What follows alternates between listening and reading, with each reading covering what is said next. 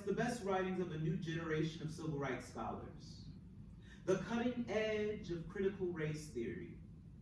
Here you will find the ironic, challenging chronicles of the late Derek Bell, the evocation first-person stories of Patricia Williams, the incisive analysis of the burdens of workplace identity of Devin Carbado and Nitu Gulati. You will read Paul Butler's startling suggestion that black juries acquit black defendants who are not dangers to the community, and his even more striking proposal that society adopt a hip-hop theory of criminal justice. Included as well is James Gordon's painstaking historical sleuthing that concludes that the first Justice John Marshall Harlan and the remarkable Sid and Plessy versus Ferguson had a black brother. You will read Julie Sue's story of how activists successfully confronted garment district sweatshops in a contemporary city. Gerald Lopez and Anthony Alfieri's impassioned defenses of engaging lawyers, and Peggy Davis's arresting description of legal microaggressions, those stunning, ambitious assaults on the dignity and self-regard of people of color. You will read about Latina critical Black crit studies,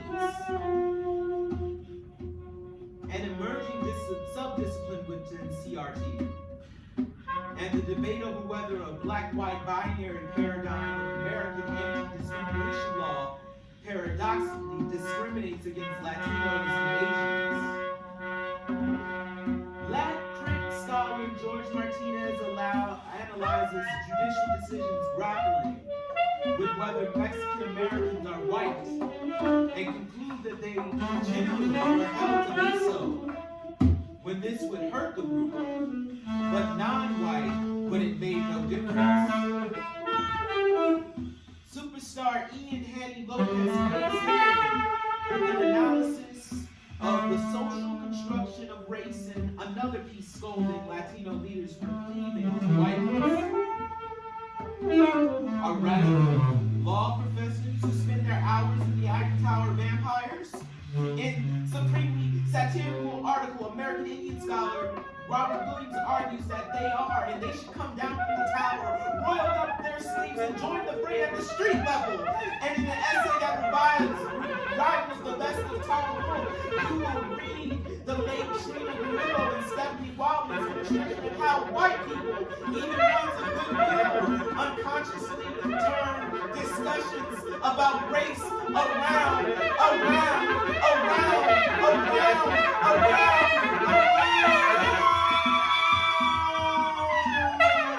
So that the conversation ends up being about themselves.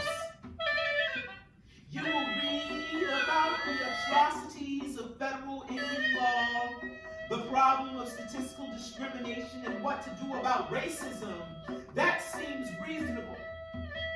Based on statistically valid generalizations about a group and inter-ethnic group alliances and tensions, you will read about black women who choose to wear their hair in braids and live to tell the tale. And about those who wear race as a mask.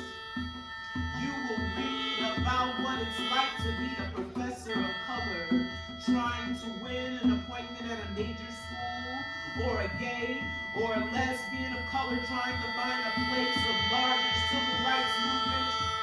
Have you ever wondered how the white race created itself? You will read here surprising answer that the Supreme Court played a large part in that construction. This book is for the reader who wishes to learn about critical race theory, a dynamic, eclectic, and growing movement in the law, and about the emerging writers, many, but by no means all of color, who have been challenging racial orthodoxy, shaking up the legal academy, questioning uncomfortable liberal premises, and leading to a search for new ways of thinking about our nation's most intractable and insoluble problem. Race, race, race, race, race. Critical race theory sprang up in the mid-1970s in the American very well, the African American, the African, the white, but when we were doing the express over the levels of racial in the United States, it seems to them, and they were quickly joined by the civil rights movement in the 1960s, and they were quickly joined by the civil in the 1960s as well, and it even again to read all the new approaches were needed in understanding confidence and more subtle than just deepening and trench varieties of racism and characteristics, all the approaches violent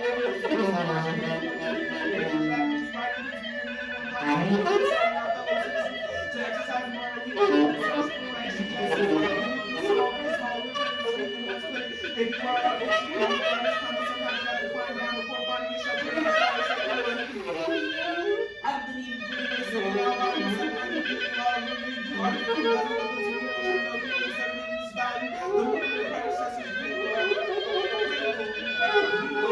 studies to which you know to break that feminism, a continental social and political philosophy.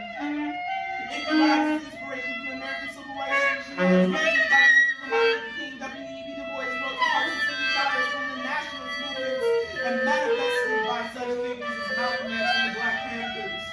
Although its intellectual origins go back much further, as a self-conscious entity, the RT movement began organizing holding its first market session shortly after. Throughout the 1990s, at Niels College in Oakland, California, and the group decided to put series and produce an idea. The first edition, which appeared in 1995, was adopted in course. In courses in more than 100 colleges and universities around the world, this third edition builds on the first two but contains much new material, including major sections dealing with crime, gay and lesbian issues, the black-white binary, intergroup tensions, black men who are on the down low, and critical race practice and activism. It also includes new writing by young scholars addressing such issues as workplace identities and the relation of CRT to hip-hop culture and music.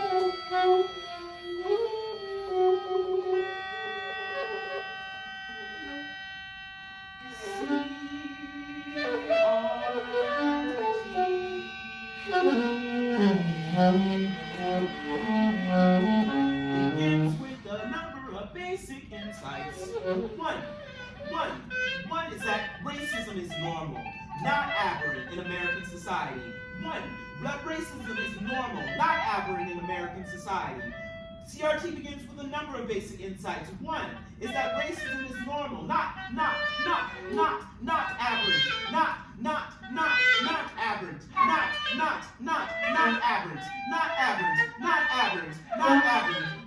in American society because it is an ingrained feature in our landscape. Racism looks ordinary. Racism looks natural to persons in the culture. Racism looks ordinary. Racism looks natural to persons in the culture. Equal opportunity, rules and laws that exist for treating blacks and whites alike, colorblindness can thus remedy only the more extreme and shocking forms of injustice that do stand out. It can do little about the business as usual forms of racism that people of color confront every day, and it account for much misery, alienation, and despair. Critical race theories challenge racial oppression and the status quo sometimes takes the form of storytelling, in which the writer analyzes the myths, presuppositions, and receives wisdom that make up the common course about race, and that invariably render blacks and other minorities one down. Starting from the premise that a culture constructs its own reality in ways that promote its own self-interest, these scholars set out to construct a different reality. Our social world, with its rules, practices, and assignments of prestige and power, is not fixed. Rather, we construct it with words. We construct it with stories. We construct it with words. Silence. But we need not acquiesce to arrangements that are unfamiliar and one-sided. But speaking we may hope to a world. A third premise underlying such critical race theory is interest convergence. Developed by Derek Bell, this concept holds that white elites will only tolerate or encourage racial advances for blacks only when those also promote white self-interest. Other critical is question whether civil rights laws designed to benefit folks of color, and even suggests that it really is a homostatic mechanism that ensures that racial progress occurs just as white is. Change that is too high would be unsettling to society at large. Change that is too slow would prove destabilizing.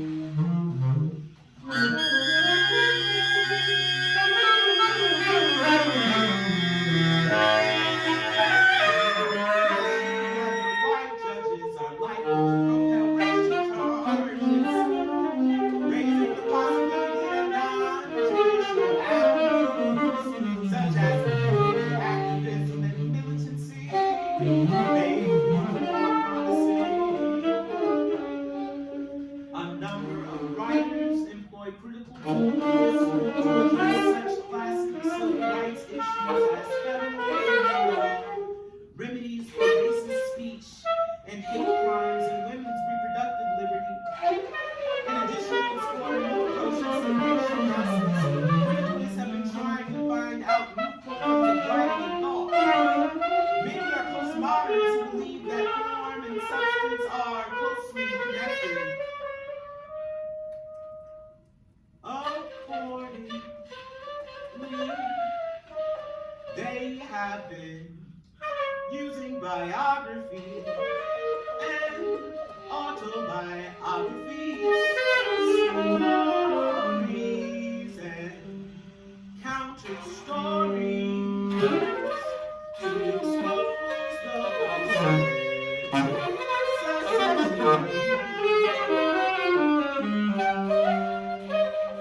unintentional irony of current civil rights law and scholarship.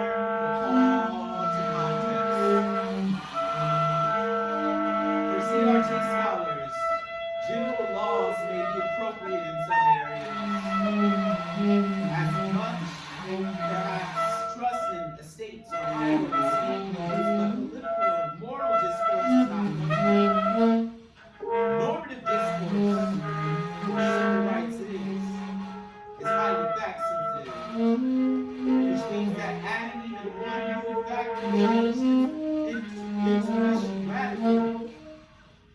For example, the learning of a serious crime, one's first response may be to urge supervision. But add one fact. He was seen laughing as he walked away from the scene. And one's intuition changes. Even more serious punishment now seems appropriate, but add another fact. And he is mentally impaired or was abused as a child.